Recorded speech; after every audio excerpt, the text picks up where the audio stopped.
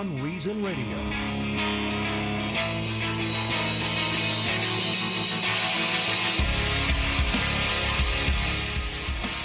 The pandemic, I believe, this coronavirus pandemic, is once again proving, unfortunately, that too many people are sheep. They're just sheep. If there's one thing that I try to do in this show, other than be a voice of reason, of course, that's the ultimate thing. But I want you to think like an individual. And I know in these times that's apparently impossible. Nobody wants to do that. They want to join their groupthink. And this goes on both sides. Let's be honest about this. Sure. And it frustrates me to no end. It really, really frustrates me because I want people to think as an individual, to look at things based on the facts and reason and logic, not just what people in your group are saying about it. And this is proof that's apparently impossible. It's just not happening. There's a line in the song "The Boxer" by Simon and Garfunkel, which goes back to, 1969, 1970. The line goes something like, "A man believes what he wants to believe, and he forgets all the rest." And nothing's changed in 45 years. It's so true. And I guess I'm just coming to this realization. This is why leadership is important. There are certain people that just have to be leaders because a lot of other people are sheep. So it's really annoying when I see leaders out there who are screwing things up because they're going to get a lot of people that follow them down the wrong path. This is Beyond Reason Radio. I am your host, Michael Yaffee, the voice of reason, the voice of truth in a world that is beyond reason, the voice of individual thinking in a world that is beyond reason. We are on once again till 8 p.m. here on News Radio WFLA Orlando. And by the way, I'm being told that a lot of people in these times are not listening on the radio. Really? But really streaming on their computers. Well, great. So, which is totally fine with me. Yeah. And we have like a bajillion ways you can do that. So I just wanted to let you know you can listen on Alexa. Just tell it to play News Radio Orlando on iHeartRadio. She's a sweetheart. Sometimes. And you can listen to Google. Just tell Google to play WFLA Orlando on, no, it's, which is it now? I think it's News Radio WFLA. Just tell Google to play that. Now you're going to try. Now you're going to check. I know I have it written down somewhere. You can also catch it on our website, WFLAOrlando.com, or on the iHeartRadio app. Just search for News Radio WFLA Orlando. With Google, it's Google Play WFLA Orlando. Okay, WFLA Orlando. And we're on Facebook Live as well, so you can like the Beyond Reason Radio Facebook page if it works today. Yesterday it was like skipping all around during the show. You weren't being censored, were you? Maybe. Did you hear that YouTube... Yes. Is like censoring people that say things different than what the WHO says? That's right. Yeah. So here's my question on that one. What if the WHO says something different than the WHO says? Because they've like changed what they've been saying since the beginning of this.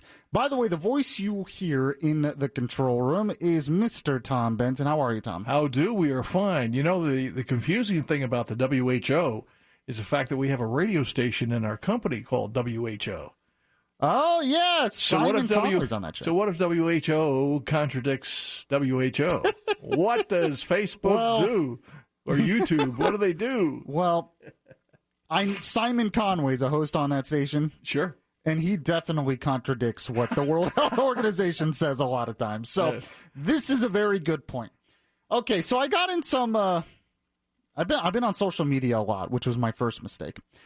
But I got into some things on Facebook because there's actually something going on my side of things with people on my side of the aisle, more conservative Trump supporters. Mm-hmm. That's really kind of annoying me because it undercuts our argument. I agree with a lot of them that we've overreacted somewhat to the coronavirus. And what I mean by that is some of these shutdowns are just too far. Not all of them. We had to do some things. I talked about the middle ground yesterday in all of this. Listen to the podcast from yesterday's show to get all that. But I agree with them that some of this is too far. We have to think about the economy as well as lives.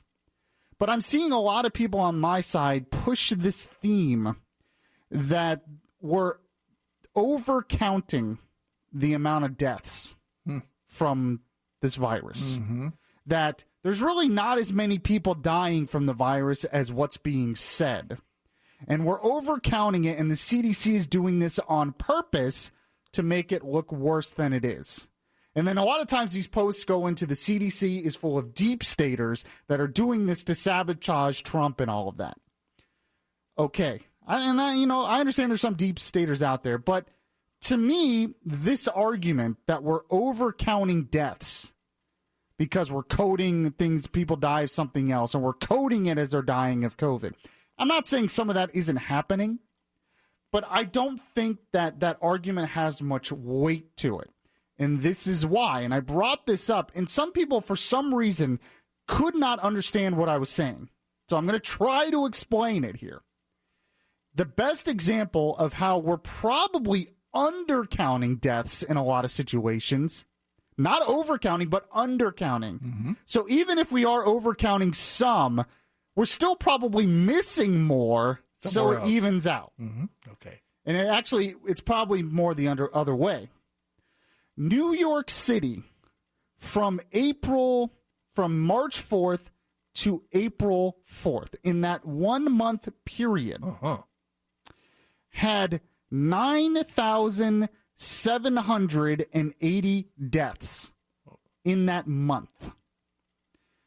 Typically, in a normal month in New York City, it's between 4,000 and 5,000 deaths in a typical month. So in New York City, giving them the benefit, it was doubled. It was about double the amount of deaths in 1 month than usual. And not all of those deaths, by the way, were counted as coronavirus. Only some of that increase was counted as coronavirus. So my response to a lot of people is, if it's not coronavirus that's killing 4,000 or 5,000 extra people in New York City a month, what is it? The problem, if we're overcounting deaths and we're saying these people are all dying of something else, and we're just calling it coronavirus, my response to you is, well, then what are they dying of? So we should probably know if 5,000 extra people, and I'm talking total deaths. I'm not talking just people counted as coronavirus. I'm talking total deaths in the city. 5,000 extra people died of something in a month. Well, there's a lot of other people who have pre-existing conditions, like maybe cancer, maybe they have high blood pressure, maybe they have diabetes, and the virus comes along and, complicates things. So, and it's the current thing, so that's what it gets chalked up to. But I bet you somewhere somebody is keeping track of all the side effects and all the other pre-existing conditions victims may have. Yeah, well, there's no doubt that if you have a pre-existing condition, you are more prone to die of this disease than people that don't have pre-existing conditions. Mm-hmm. And yes, a lot of those people might also be more prone to die of the flu, but they're not all catching the flu. They're catching this virus because this virus is new and so infectious and so contagious. Mm-hmm. So you're having a large amount of people die in a very short amount of time. And when you look at those numbers, you have to assume that they're dying of coronavirus, because there wasn't some major terrorist attack that killed 5,000 people in New York City that we just don't know about. Something is killing all these extra people. And it would make sense that it's probably the virus that we're talking about. Sure. Mm-hmm. Another way to put this is usually, let's see, I had it here. Usually there is about let's see here. Usually there's about 149 deaths per day in New York City. Okay. That's normal. Over the past 40 days, they have averaged 611 deaths a day. So a lot of extra people are dying.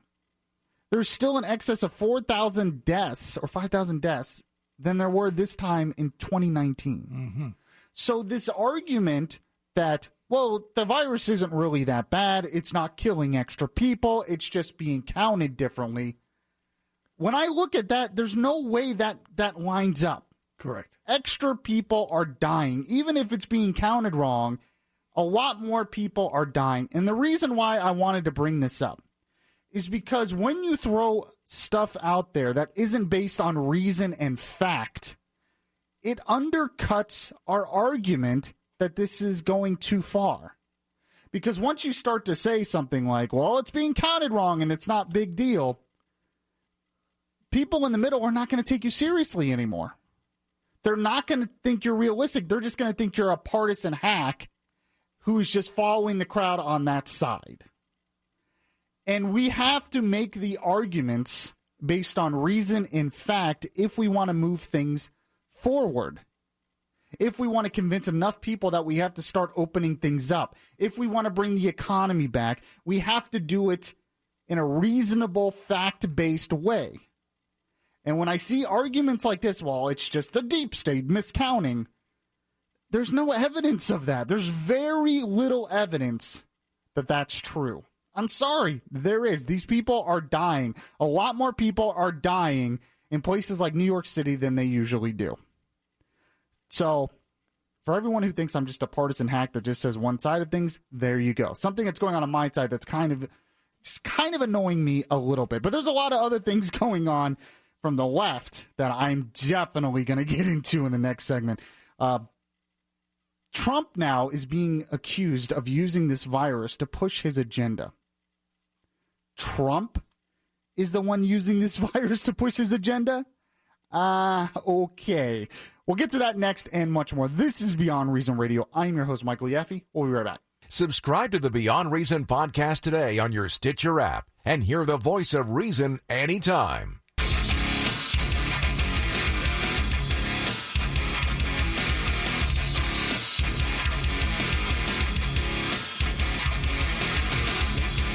Conservative thought, not for political correctness. Yaffee is back right now. So yesterday there was a big stink over the fact that President Trump said he was going to suspend immigration into the country because of coronavirus. Mm-hmm. And a lot of people on the left, a lot of Democrats got upset at that. Now, of course, we found out yesterday that the executive order that apparently he just signed, breaking news that he just signed it, but it only bars new immigration and will only apply to people seeking green cards. And it will only last 60 days, and it won't affect workers entering the country on a temporary basis.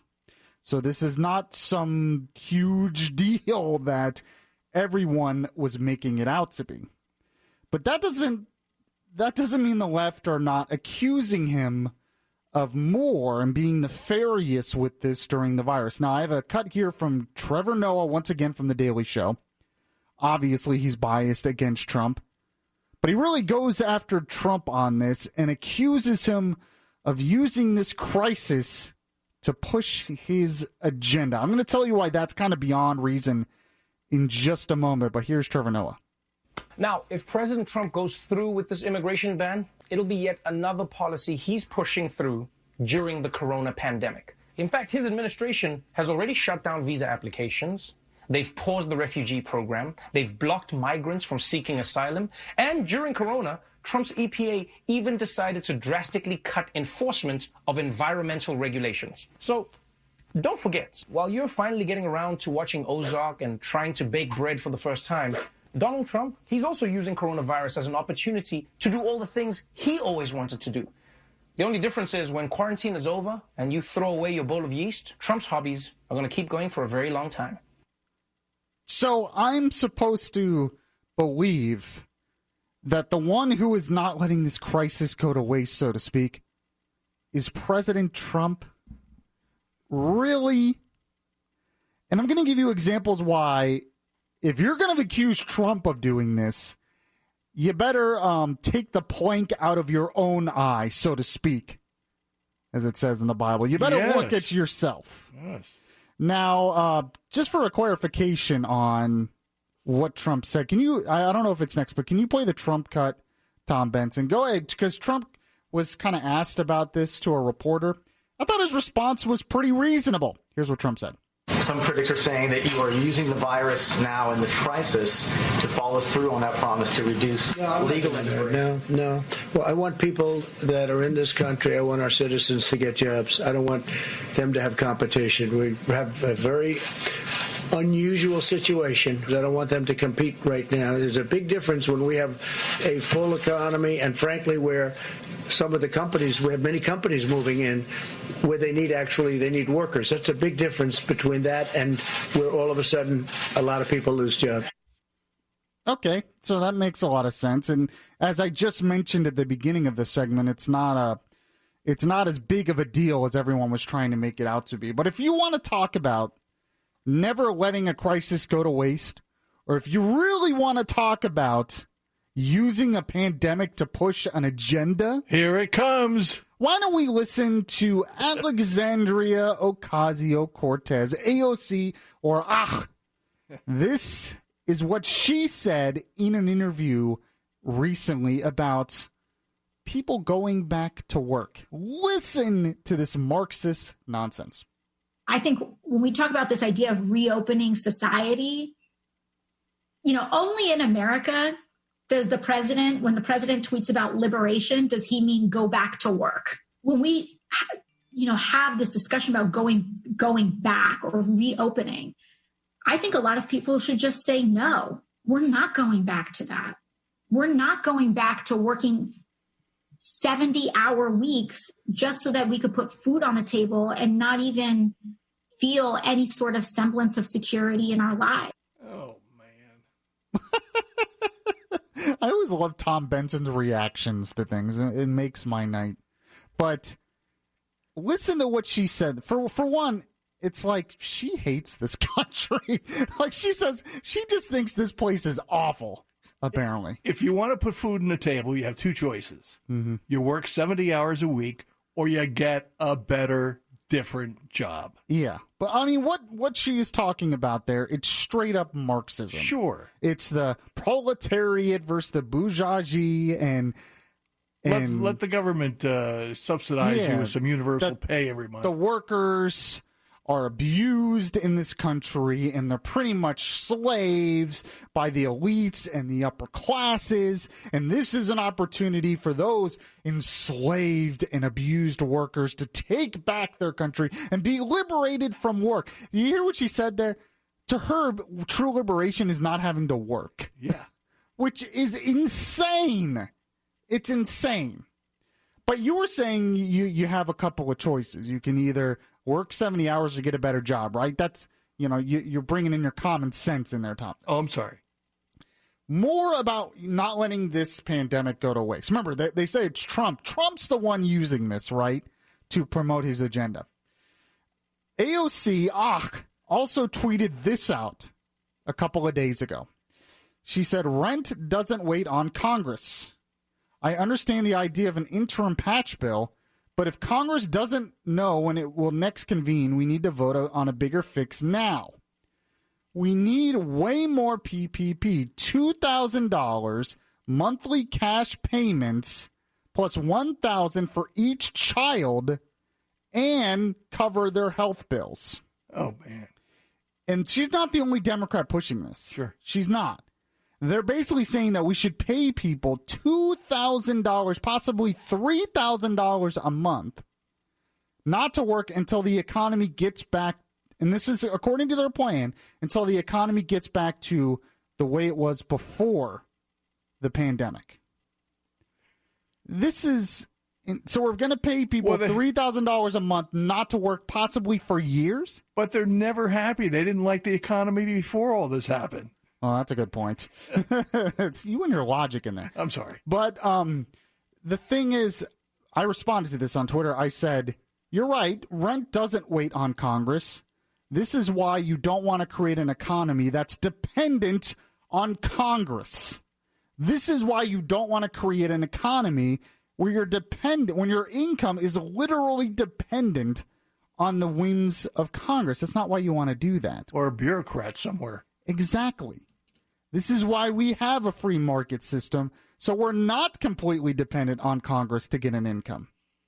But this is just an example that, in context with the audio of her I just played, shows that this is not about getting through the pandemic to her. She's not pushing this because she wants to get through the pandemic. She's pushing this because she wants to remake our society into a more of a socialist, communist, really, society. This is an attempt at universal basic income, which we've talked about before. This is a backhanded way using this virus to push for universal basic income.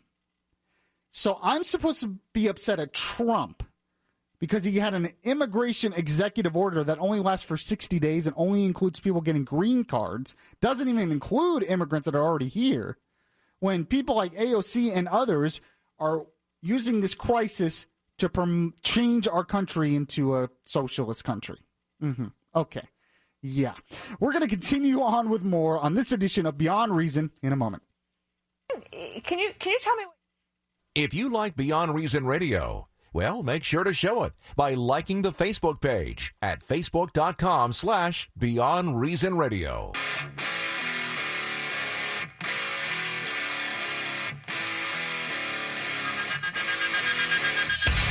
The place where we talk faith, culture, and politics. Beyond Reason Radio continues. Yes, this is the place where we talk faith, culture, and politics. Welcome back to Beyond Reason Radio. Here on News Radio WFLA Orlando, also on Facebook as well, like the Beyond Reason Radio Facebook page. Follow me on Twitter. Been tweeting a lot lately, so you want to follow me on Twitter at Michael Yaffee, and then catch the podcast on the iHeartRadio app. Speaking of faith, is that Yappy or Yaffee? I need to change my name. Yes, it's Yaffee, Y-A-F as in Frank. F as in Frank, E-E, 2 F's, 2 E. So Michael I got it. Yaffee. I got it. Or just follow Tom Benson and then find me through him. I don't know. So, speaking of faith, just want to point this out. Did you happen to hear what the Pope had said about this? Tom Benson. I kind of saw a headline that I said, well, that figures. But I don't remember.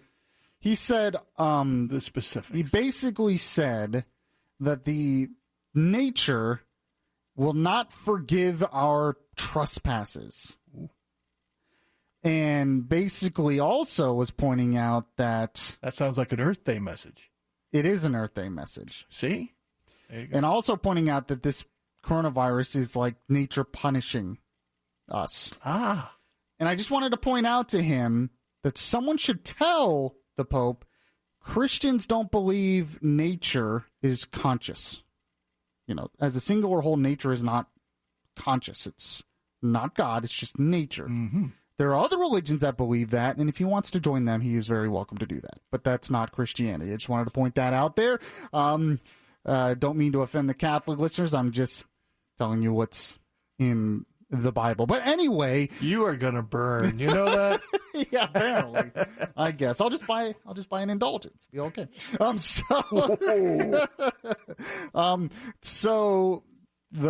I wanted to get back to the media. Okay. Totally blaming Trump for this. Actually, we have a montage here we found from Newsbusters where just basically, you got that up there?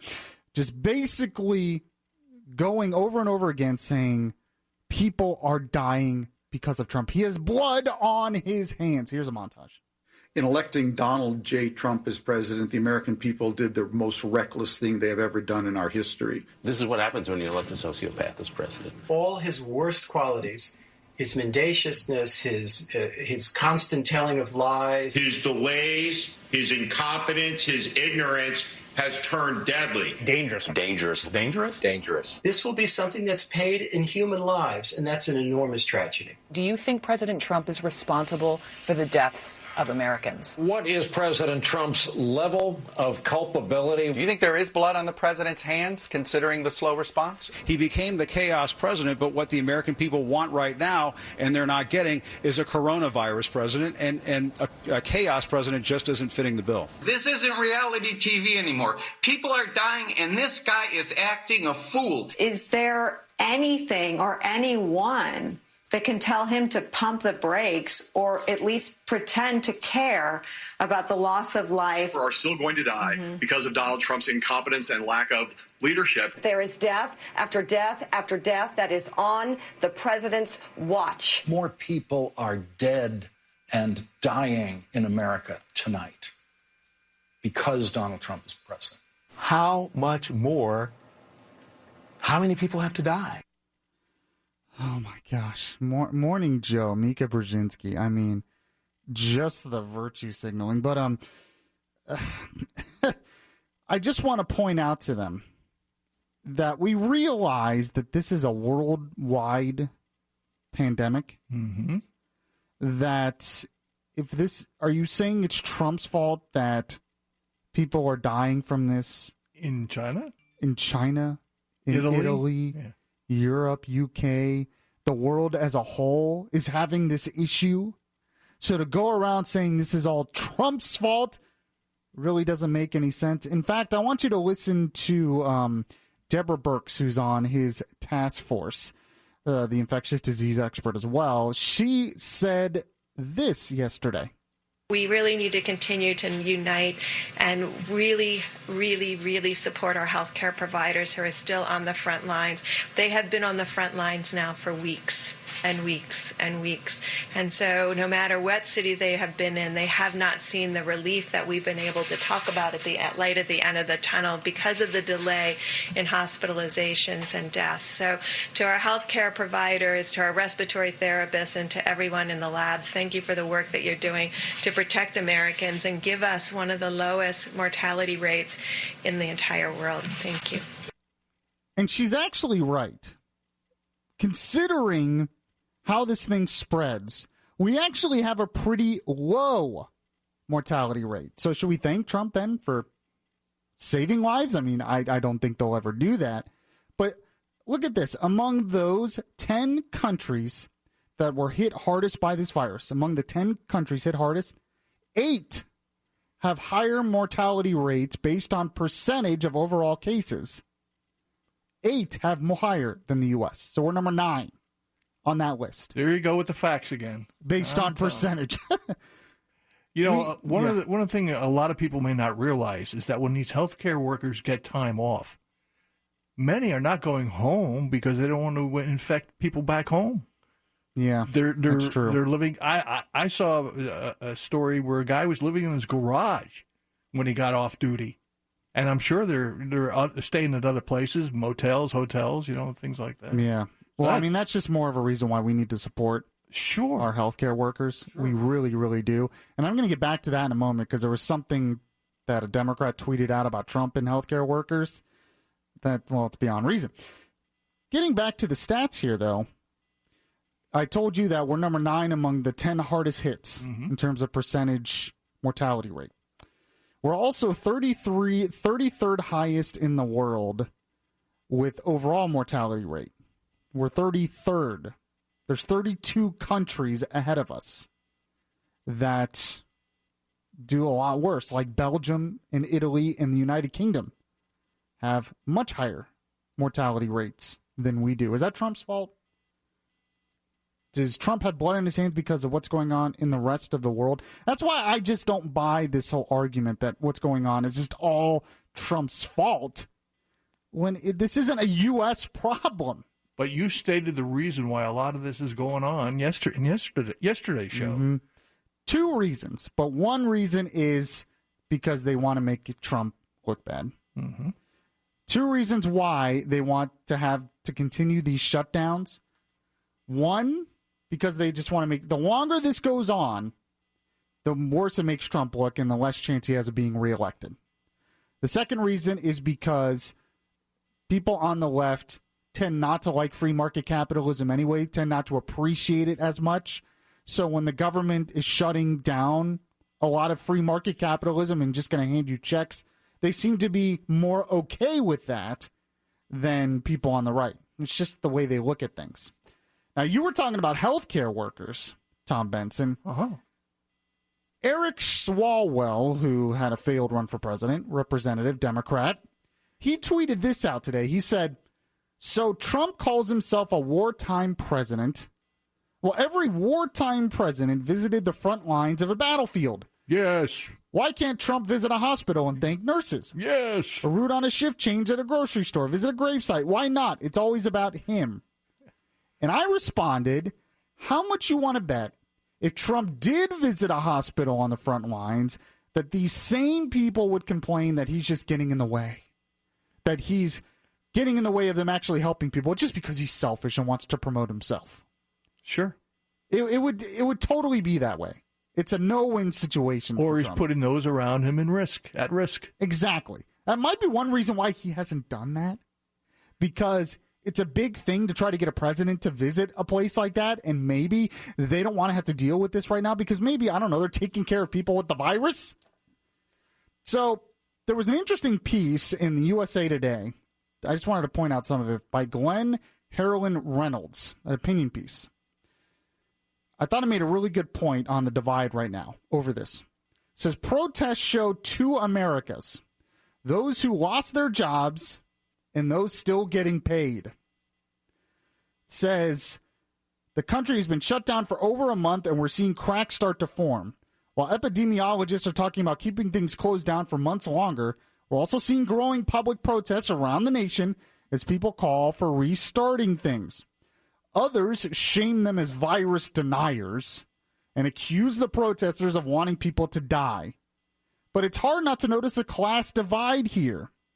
As with so many of America's conflicts, the divide is between people in the political managerial class on the one hand and the people in the working class on the other. And as usual, the smugness and authoritarianism are pretty much all on one side. So the divide is best summed up in a tweet by Brian Stelter of CNN in a response. Stelter tweeted, I crawled into bed and cried for our pre-pandemic lives, tears that had been waiting a month to escape. I wanted to share because it feels free to do so. Now is not a time for faux invincibility. Journos are living this, hating this like everyone else. But he continues on the piece here. He says, an America without sympathy. Some people mock this as unmanly, and in fact, it's hard to imagine hearing this from, say, a British journalist during the Blitz. I thought that was interesting. But one response cut deep. Such bravery. Let's all take a moment to think about the journos working from home while millions have lost their jobs.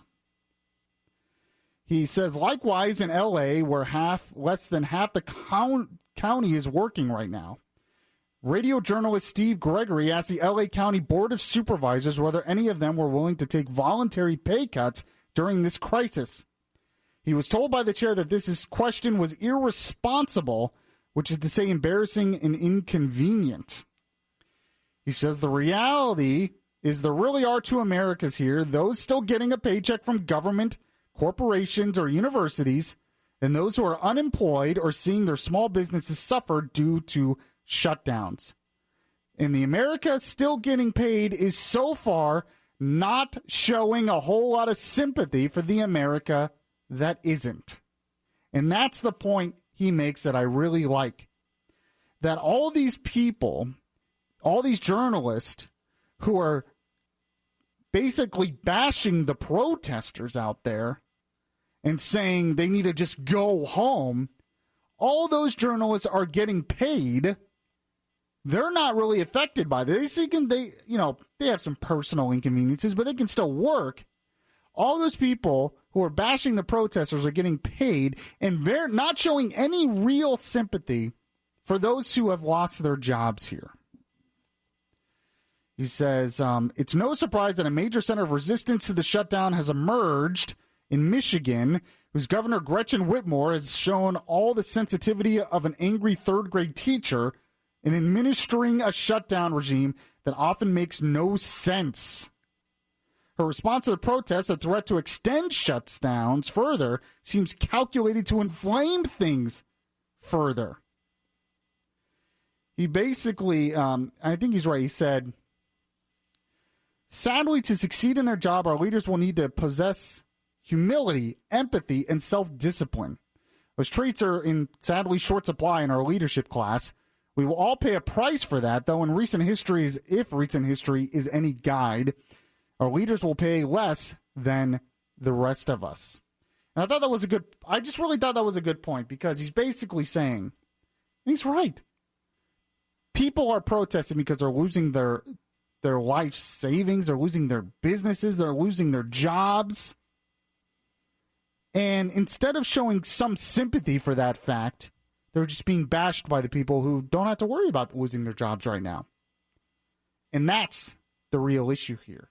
We all care about human lives. Nobody wants to see thousands of people die in this country. But we also don't want to see possibly thousands of people die because the economy collapses. This is Beyond Reason Radio. I'm your host, Michael Yaffee. Something that made Yaffee Laffee is coming up next. Download the iHeartRadio app and catch the Beyond Reason Radio podcast.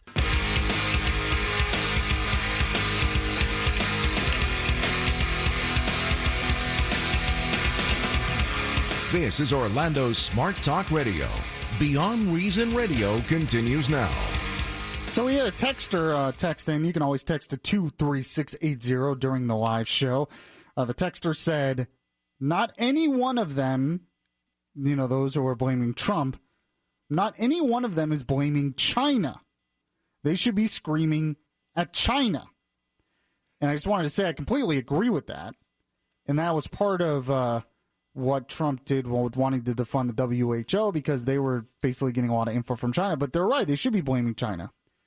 But the best response to China of what the United States should do in response to China came from a piece in FoxNews.com from James Carafano. Actually, he used to work for the LBJ administration years ago. Mm-hmm. I just want to read just a part of it. It's real quick, and then we're going to get to, I promise we'll get to Laffee here. But he said this. He said, in response, he said, make it easier to be made in America. Rather than say folks can't do business in China, Washington ought to be more introspective and ask, why is it so off-putting to do business here? As a participant in the global supply chain, the U.S. has some huge advantages over China. For example, unlike Beijing, America doesn't force you to turn over your proprietary information. It doesn't rip off your designs and production processes. It doesn't spy on you and your workers. It actually respects the rule of law. So he's basically saying, though, that what should happen, instead of just banning products from China, is we should figure out why businesses don't necessarily want to do business here and make it easier for them to do business here. Thought that was a great response, but we do have to respond to China. Okay, end the show with something that made Yaffee Laffee.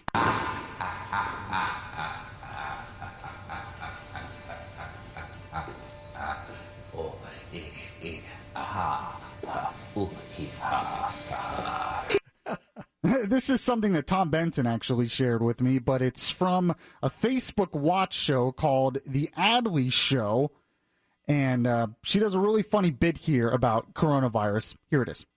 I really don't understand why everybody isn't following the same rules right now. They're very clear, so let's take a minute and let's go over them again. First, you must not leave the house for any reason, unless, of course, you have a reason, and then you may leave the house. All stores are closed except those that are open, and all stores must close unless, of course, they need to stay open. This virus is deadly, but don't be afraid of it. It can only kill people who are vulnerable and also those who are not vulnerable. We should stay locked down until the virus stops infecting people. And it will only stop infecting people if enough of us get infected that we build immunity. So it is very important that we get infected and also do not get infected. You should not go to the doctor's office or the hospital unless you have to go there. Unless, of course, you are too sick to go there. This virus has no effect on children except for those children in which it affects. The virus remains active on different surfaces for 2 hours or 4 hours or 6 hours, but in most cases it's days and not hours, and it needs a damp environment or a cold environment that is warm and dry